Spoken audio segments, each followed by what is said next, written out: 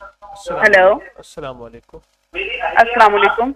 आपका प्रोग्राम यकीन साथ साहब चल रहा, टीवी मैं चल रहा, बंद कर दीजिए, प्रोग्राम में आपको सहूलत हो जी जाएगी। कर दी। जी जी बंद कर दी। हकीम साहब मेरा नाम आयशा है। मेरे दो मसले हैं। जी एक कुल हु अल्लाह की तस्बीह से अल्लाह पाक ने उम्मीद लगाई है, तो लेकिन उसमें मसला ये आ रहा है कि वो 5 साल पहले मेरा मिसकैरेज है, तो उस वजह से ना थोड़ी सी टेंशन है। तो उसकी हिफाजत के लिए कुछ बता दें। और दूसरा मैं चाहती हूँ मेरी औलाद बहुत नेक हो और बहुत खूबसूरत हो।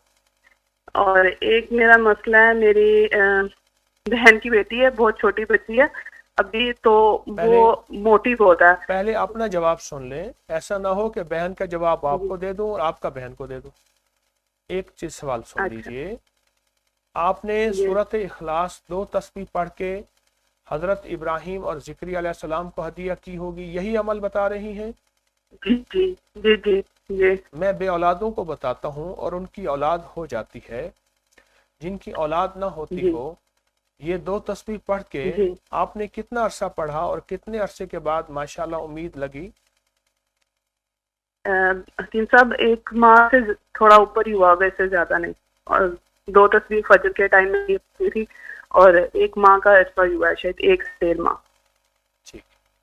नहीं, मैंने कहा कितने अरसे के बाद उम्मीद लगी है, कितने सालों के बाद?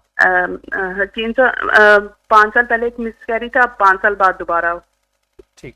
अब एक तो ये वजीफा पढ़ना ना छोड़े, कहीं गलती ना कीजिएगा कि जी अब जी तो उम्मीद लग गई है, अब इस वजीफे की ज़रूरत नहीं है, ऐसा ना कीजिएगा। ये वजीफा आप पढ़ना जी ना जी छोड़िएगा।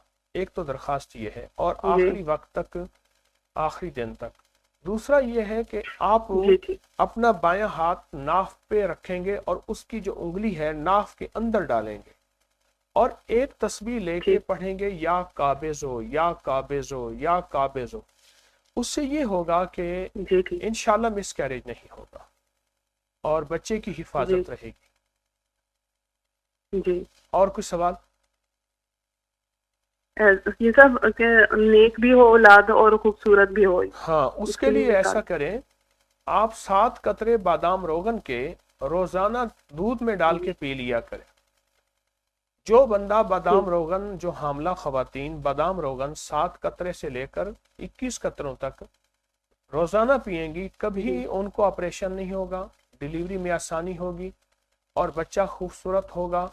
बादाम की गिरी जिस तरह खूबसूरत होती है ऐसे होगा, और अल्लाह पाक उसको तहम्मुल जी बर्दबारी अता फरमाएंगे और बहुत ही मुबारक बच्चा होगा। आमाल भी करें, साथ ये असबाब भी करें। और जो खातून हमल जी के जी दौरान नारियल खाएगी, कच्चा नारियल यानी जी गिरी नहीं, कच्चा, जी तो वो भी खूबसूरत जी बच्चा होगा और बहुत ही बाबरकत बासलामत होगा। जी जी। नेक भी हो।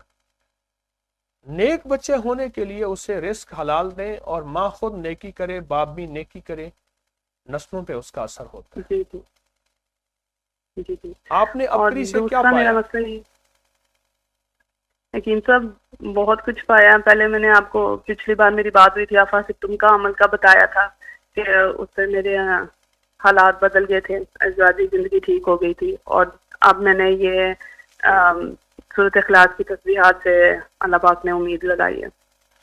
नहीं, अफासिब्तुम वाले अमल से क्या आपके हालात बदले, जरा तफसील से बताएं कि हर दफा नए लोग होते हैं, नई दुनिया होती है, आपकी बात से लोगों को नफा हो जी। जाएगा, फायदा हो जाएगा। मेरी अज़वाजी ज़िंदगी बहुत मुश्किलात में थी, यानी हमारी मियाँ बीवी की ज़्यादातर लड़ाई रहती थी। तो अफ़ातुम का अमल मैंने किया था। हर नमाज के बाद 11 बार मैं पढ़ती थी। जी जी। तो उससे अल्हम्दुलिल्लाह हालात बिल्कुल बदल गए, और अल्लाह ताला ने बहुत करम किया, तो सब कुछ ठीक हो गया। हालात बदल गए, करम हुआ, सब कुछ ठीक हो गया। जी हर नमाज के बाद ये नियत करके आप 11 दफा अफासिब्तुम की आयत यानी जी जी सूरतुल मोमिनून की आखिरी 4 आयत आप 11 दफा पढ़ती थी।